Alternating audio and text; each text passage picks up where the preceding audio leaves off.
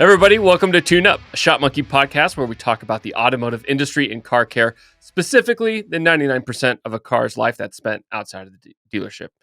In this episode, we are talking about AI in the automotive industry. Big old buzzword. What does it mean? What are we thinking about? Is it even a good idea to hand over our lives to robots? My name is Zach Buffum, and alongside the rest of our Shopmonkey colleagues here today, we make up your tune-up crew, all with various perspectives, passions, and insight into the auto care industry. So let me introduce everybody. First off, we got Mike Holden Bordeaux. What's up, man?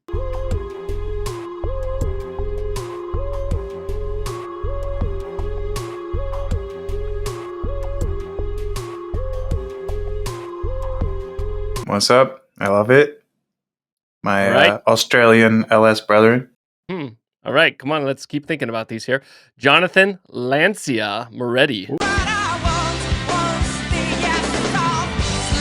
Oh, hola. That's not right, but hello. Yeah. Right. Lucas Renault Conyer.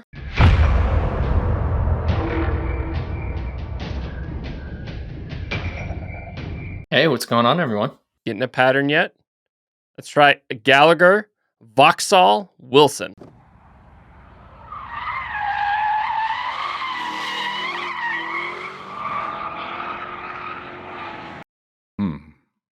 Hi, how's it going? I'm thinking.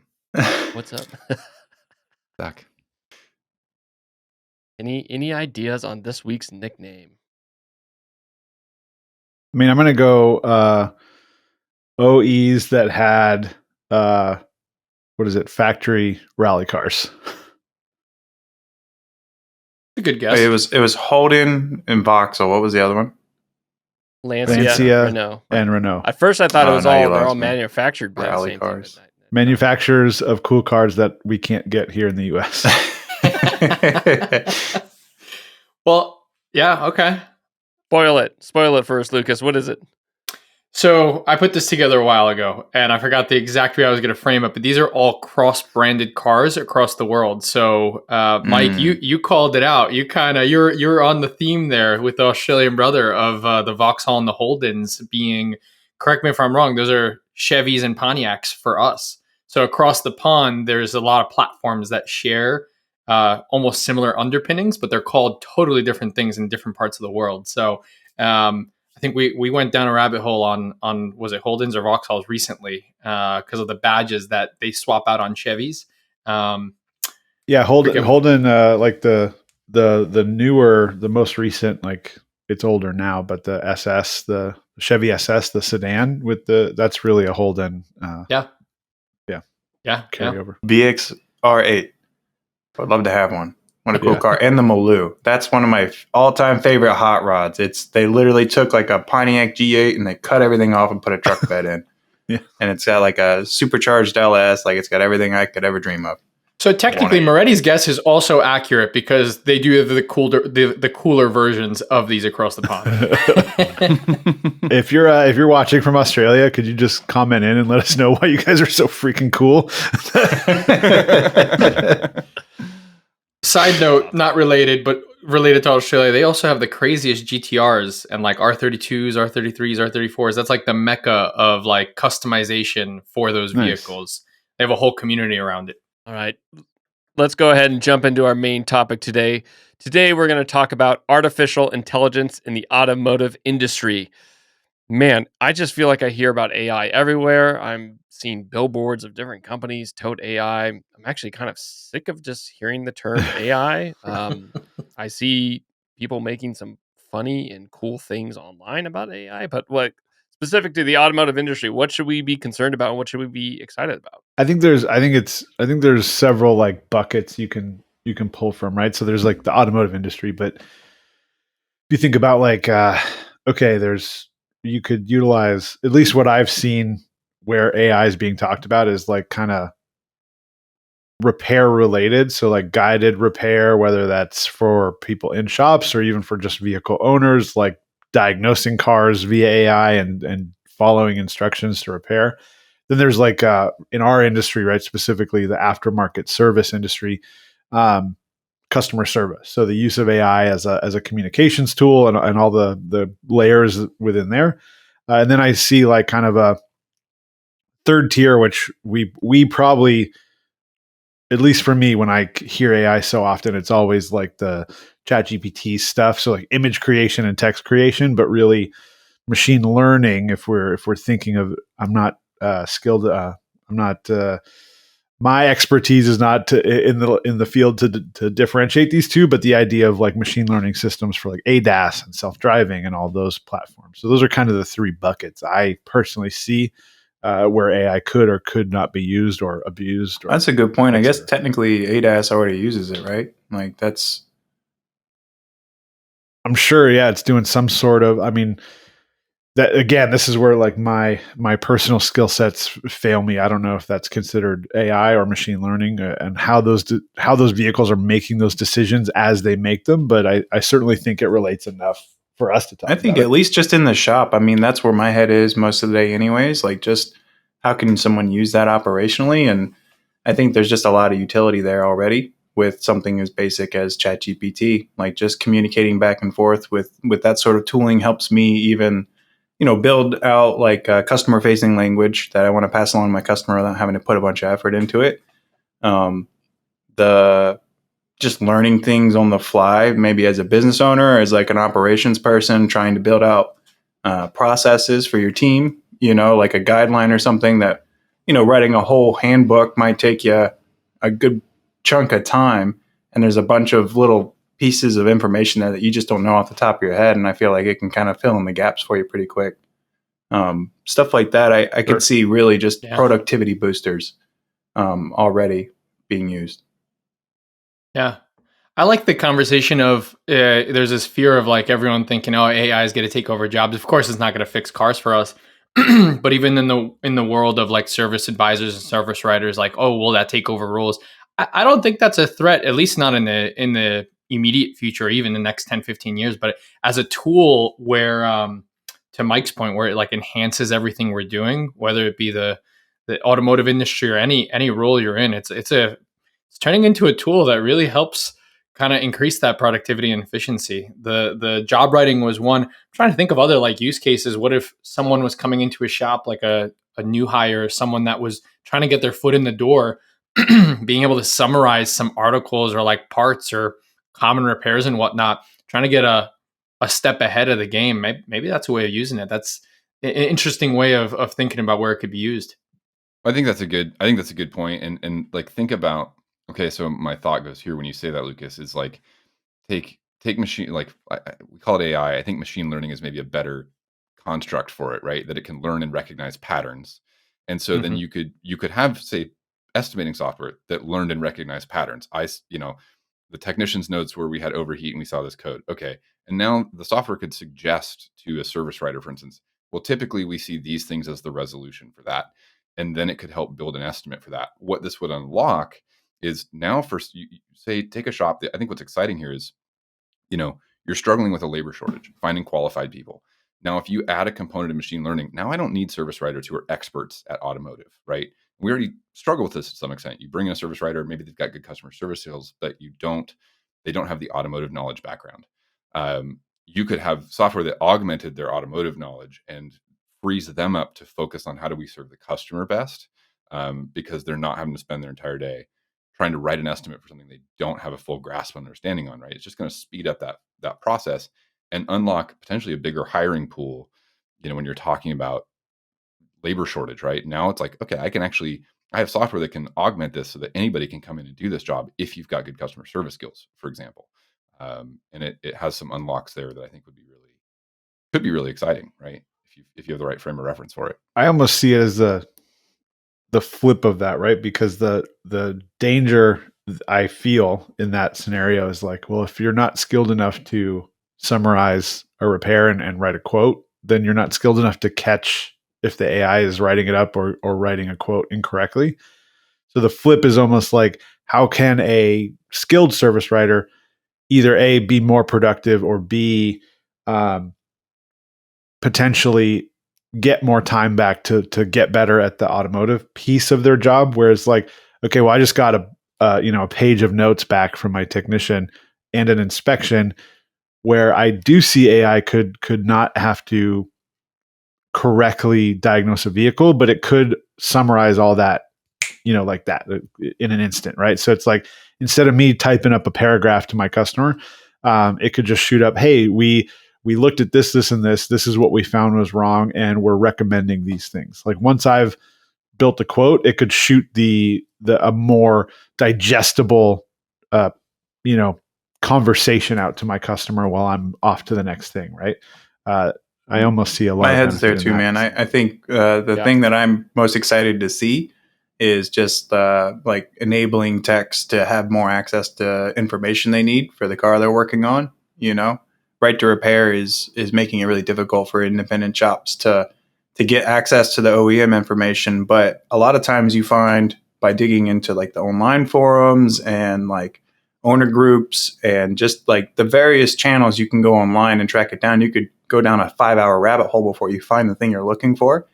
If something can bring that to you and just hone your search in from the get-go, I mean, I feel like you could really solve like diagnostic problems a lot faster. So that raises a good question for me, because actually, two really good ones I'd love to hear you guys' thoughts on. First one is right to repair, right? So all these great tools we could get in this rapid deployment of information via AI, right? Man, it'd be a real bummer if only the OEMs, right, could like rapidly synthesize that repair information, and then no one else can, and that creates an imbalance in like how you can get service in the aftermarket, or let's call it, right, the post dealership experience. And then the other piece to me that's very interesting is like, there is a concept of, how does this system learn how to recommend repairs, right? Because at some point, a technician took the time, wrote up, here's the problem, here's how to fix it, here's the parts you use, right? That's hard work. And now all of a sudden an AI is just ripping out answers, right? Who's training it, and where does that information come from? And is that fair to this generation of technicians, which is already a smaller pool, to be, is that great because technicians are less available, or is that a bummer because the smaller pool we have is actually getting work built off their back? I mean, are we talking about like it actually telling me how to solve a problem? Like for me, it was more so pointing me in the right direction. Like, just give me a couple of links to information, rather than like let me kind of hone my search in, rather than just spitting out an answer like when you go to a parts store and they plug in the OBD and like, oh, you need a catalytic converter for a couple grand. Like, you sure, man? You just read a code to me. I don't know. Like, bold of you to make that decision so quickly. I might still go see my tech, but I mean, I don't want AI to do that for me. But I've definitely found myself going down rabbit holes before for way too long, only to find out that it's just completely in the wrong direction. And I could certainly see where just wrangling information from where others have had success, I think AI would be really good at that. Gallagher, I'm going to tie your your previous kind of call out to Moretti's second point there. I think the difference, and definitely no expert here in this either, but the idea of machine learning and AI working together in that world where maybe there is OEM information that then fuels the AI. So then, Moretti, to your point, it's not just like, oh, tech notes that who knows what how valid they were in the actual diagnosis of that issue or the problem. But if OEMs are building this into their like machine learning and AI approach, and then that's fueling the future of repair information that we get, that's interesting. That was a thing that I was kind of looking into, where Porsche was looking into like a partnership with a AI provider from a manufacturer perspective. Like, how do they tie this in? So I think that could be an interesting future. I agree with Mike. I don't know about the tech provided AI kind of scraped information. Who knows where that's going to point you? Well, I've seen a couple of videos where people use some of the chatbots out there to like, hey, my car won't start. What do I do? And they follow the instructions, and usually it doesn't work out. But the idea, but they're not way off. They're not way off either. There's some of the steps are pretty accurate. Like, hey, I got a clunking noise. What are some valid clunking noises? Well, and a lot of that I think is not a fundamental flaw in the concept. It's a lack of data, right? So when you're talking about machine learning, it's like it can only know what it knows, and it has to be trained, right? So yeah, does it work today? probably not great. If you fed it data from, say, an entire software platform that was nationwide, that had a huge broad spectrum of data to feed from, will it get better? Undoubtedly, right? And whether we like that or not, I don't know. But that's like, there's data quality problems. But you're just talking about like, does it have a big enough pool? And I think the answer is not today, but it very well could, Sure. and it could quickly if the tech was there to back it. And I think there's like also putting it in its right bucket for how it exists today and maybe what we dream it to be in the future. Sure. Just to be honest with you, I've never seen an AI or ChatGPT, or not never, I'll say. I very rarely have seen it just like automatically do something correct the first time, no changes or whatever. Sure. And I don't think that that's where any of this is headed. I think AI is just going to be, or machine learning, just another tool. It's another tool in the toolbox. So like to the point you made earlier, Mike, about, new process in the shop or going through these steps, it's something that's going to help maybe start 60% of the way there, 80% of the way there. And then you as the professional finish it off. And that increases your time savings, your efficiency, different things like that. I think that's really what the next near future holds for us around the realm of AI. And then we can take that across a number of different, whether it be processes within the shop, how the manufacturers are putting repair information for their cars, just, all kinds of different. I'll throw my thought out there because it dovetails that. I think Mike's point was great around like, I guess we're zooming to a slightly different tangent with that, but like take a shop owner, right? Who like you want to write your process manual for your shop, for shop operations, right? Do you have a framework for that? Like not necessarily. One of the things I've actually used ChatGPT for a few times in my role here is like, hey, help me understand the framework, right? If I want to write a process, and then I can take that framework, and it takes. Like the bot chose for me, guys. I'm sorry. Take it up with AI. The bot chose for me. You went right to there. I like it's on your brain. That's like right at the surface level. No, but like, how do we, in this role here, it's like, how do we run a process? Okay, well, design me a process framework, and then I can plug in my specifics. But if you're staring at a blank page and you're trying to understand, how do I write a process manual for this? Or how do I write you may not have the experience, and that AI can help augment that and get you that 60% framework. I think it's super helpful. Yeah, and mine was going to dovetail right off of that as well, Gallagher. But the present day use case that I love seeing is like canned services and using it as a tool to help kind of at least start the description of what a shop may want to include in a canned service, right? Oftentimes it's the parts and the labor, but do you include a description of what that actually benefits your customers or what the benefit of that canned service is? Probably you don't want to spend 5, 10, 15 minutes trying to think about how do I creatively write this so it looks good when it shows up on an invoice. You tell a prompt and tell the services you're using with how much time and parts, and have it generate a 2-3 sentence summary. That's pretty cool. There's been a few instances where I've seen that, and I've tested it, and it comes out pretty good. I like the use case for it. It's actually the benefit of humble brag, the benefit of a modern, shop management platform that allows you to put that type of content in with your writing. I think it just gives, I'm saying it a little, tongue in cheek, but the truth is, I think it provides a better experience for both the shop and the customer. If you get a invoice from a shop that's like R&R 295, XY, there's nothing there, 5W30, you don't know what any of that is. Yep. But if there's like a story written of what happened to your vehicle while it was there and why we did what we did, I think it brings the relationship of the shop and the customer closer, which is great. And also just for a shop, it just shows the value you're providing. So I think it'd be remiss for not talking about great way to use content. Okay, well, what do you do if you did try that out and built some content around the work you do? Oh, yeah, you throw it in a good platform. Like simple customer education. Yeah. Yeah. Also, I know we're all co-hosts on this podcast, but dang, Gallagher, you're a smart dude. That's such a great idea. Just the concept of like, I'm staring at a blank page. Okay, give me a framework that I might start with. Just giving you a start. Just kudos, man. That's a really you're great at what you do, man. I just gonna call it out on video. No, here's the deal, man. I'm lazy. Sure. It's studied laziness. I'm trying to figure out the easiest pathway from A to B. My aunt my aunt has this concept, and I'm going to shout out my aunt on this podcast. She calls it lazy smart. So she's like, she like gets things done really quick, really efficiently. And I'm always like, when I was younger, I was like, I'm lazy. I don't want to do all that. And she's like, it's lazy smart. Cause now all day I do nothing. It's great. Yeah, seriously.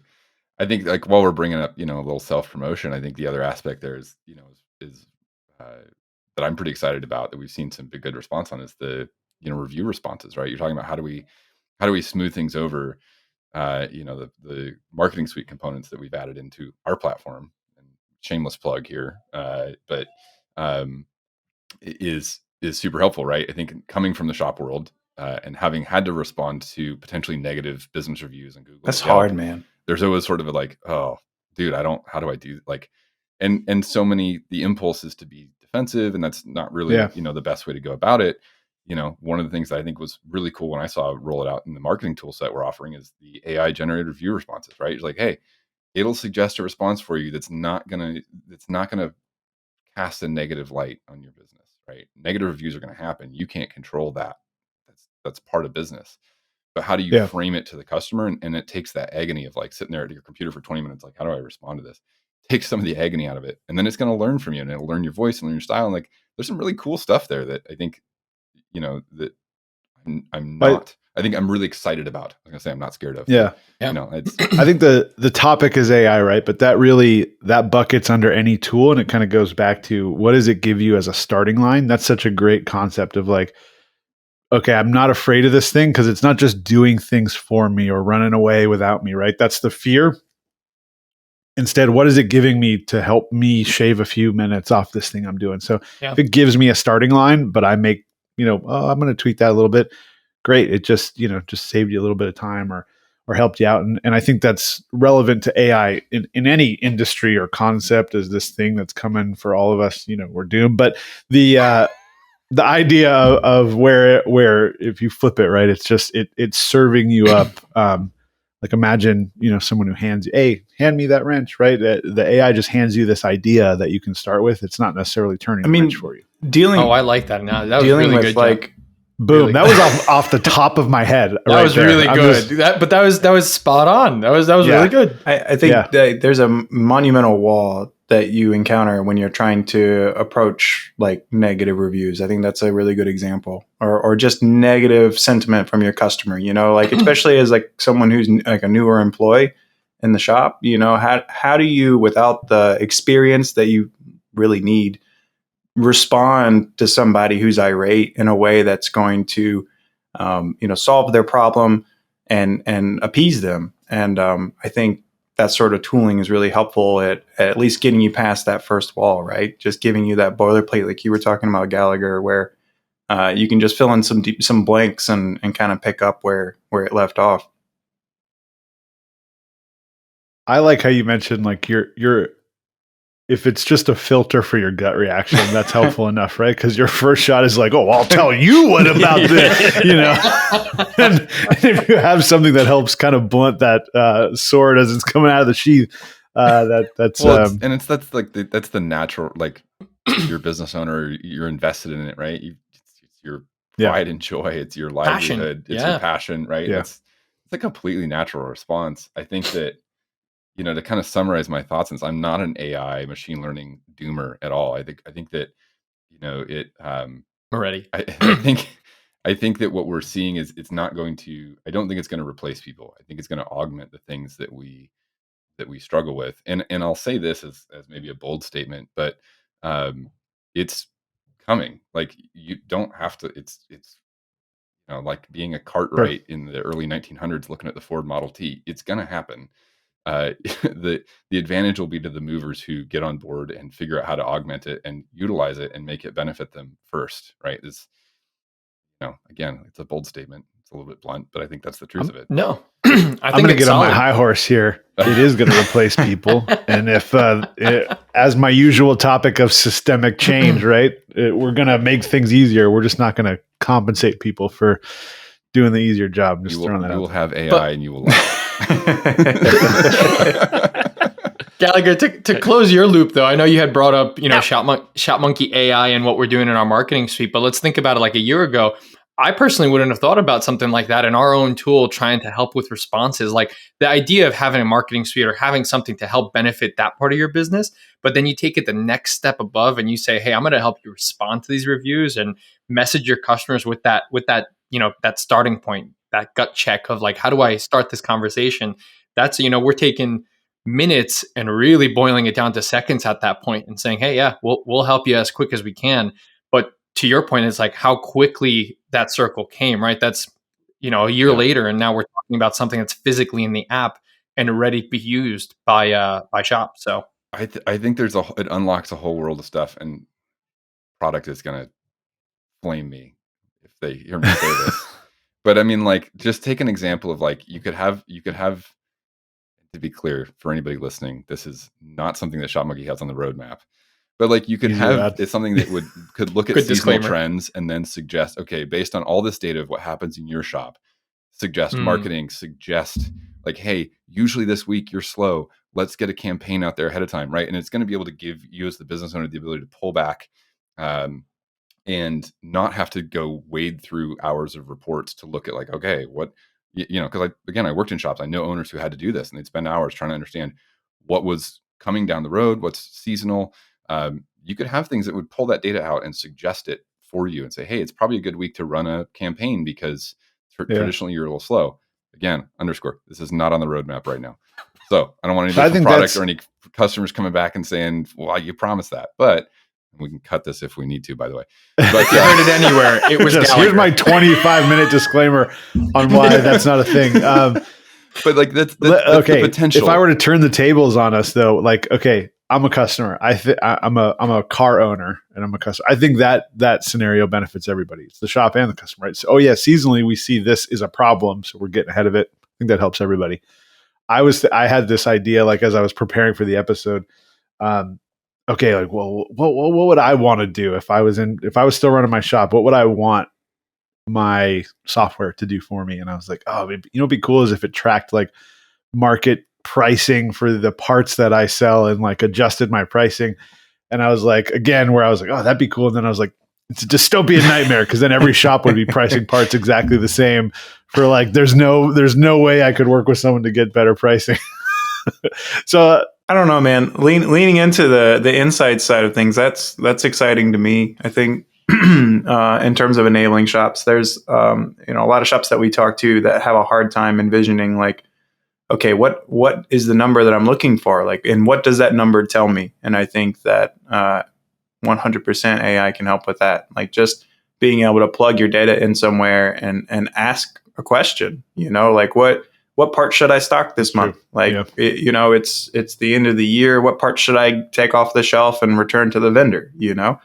How much of a hit is that am I going to take, or how much am I going to benefit from that? Like, I feel like the tooling's already there or pretty darn close to it.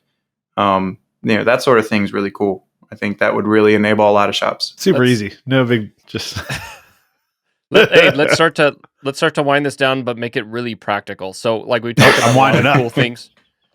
We talked a lot about cool things AI might be able to do someday, or you could do it for all these things. If you're like, it's coming, it's time to kind of get on board. What's maybe a good first step besides buying Shopmonkey's marketing suite? Obviously, it's a pretty good first step. Not to drink our own Kool-Aid. You've taken my first step away. I just fell over. You just eliminated my first 5 steps. Hold on one second. Let me go down the list. No, but all seriousness, what's a good just to get people to wade into this? Dip your toe, get in the shallow end. What do you think? I'm gonna steal from Lucas. I'm gonna try. Actually, as soon as we're done with this, I'm gonna try taking some services that I've written up in the past, and instead of and trying to generate like a descriptive. There's so many tools out there. I won't say which one to use. Right? There's so many chat style tools that you can just get some paragraphs out of. So I'm gonna try that. Like, oh, I'm doing a service with X, Y, and Z. Write me a description of that service so it's a little more information. Yeah. I'm gonna try that right after this. I'm excited. I'm actually pumped to do that. Nice. And then I'm gonna erase my history so they're not tracking me. Oh my god! I'll go next real quick. I'm gonna say just a little bit of research. I think something that was really shocking to me. I just never looked into it deeper until a few months ago. Just trying to think through. Everyone hears ChatGPT, right? Like that one model, this one AI that we keep hearing. But there's so many. To Moretti's point, there's so many of these languages out there. It's what is it? LLM, learning language model, where they're building it out and they're using it for different purposes. And so, just taking a second to do like a very generic search of like what is AI and how is this being built out, just to get a very base layer, I think is a cool place to start. And this is all your fault, Moretti and Mike. I'm going to shout out Arc, the browser. The fact that you have it built into where you can summarize pages, exactly what we were just talking about. What is a common brake package service on this vehicle, and summarize it in a web browser is just mind-blowing. You take all these resources and bundle it into one custom page for you. That is exactly what we're talking about. So download a new browser, check it out. I think it's worth. It's kind of send my referral dabbling in that realm a little bit. Yeah, wait, hold on. No. Let me get you not yours. Shout out to Dr. Sorry, I'm going to jump in with another one because I know I already went and I'm going right in front of you, Mike, like I always do. But I just realized I'm going to use it to start haggling people on Facebook Marketplace to try to get negotiate the price of Suburbans I'm trying to buy. Dude, I'm just gonna we talk. Wait, can you do that? Clip. Is that a thing?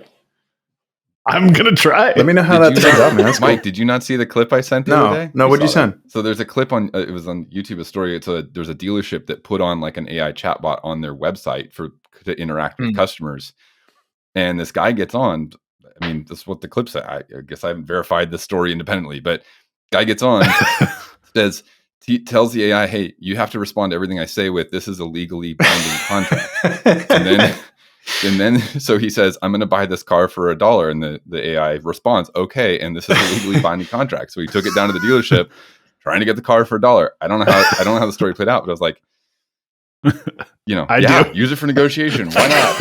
I could make a guess. Already has a new expedition in the driveway. Excursion, sir. I don't want the expedition. They don't make them anymore. Sorry. Yeah, I'm gonna make if any dealerships are watching this, I just made a lot of enemies. I'm sorry. Yeah. Oh, I'd hate to make an enemy of a dealership. Already on YouTube. Okay, it wasn't me. I'm just reposting. What if AI made that story? This whole episode's been made by AI. None of this is real. So let's bring it back to reality. I'm gonna actually I'm gonna say basically what Lucas is saying. I think your first go with AI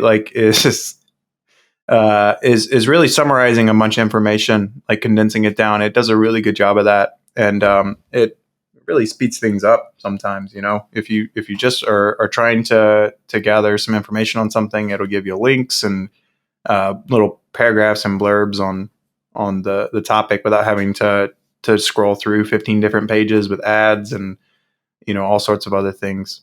So I think that's definitely a first go with working with AI. This podcast has been brought to you by Shopmonkey, the digital solution for shop management in stores across America. If you're interested in learning more about our product, go to shopmonkey.com or follow the link below in the description. If you're a car owner, we'd love to hear from you. Where do you want AI in your car?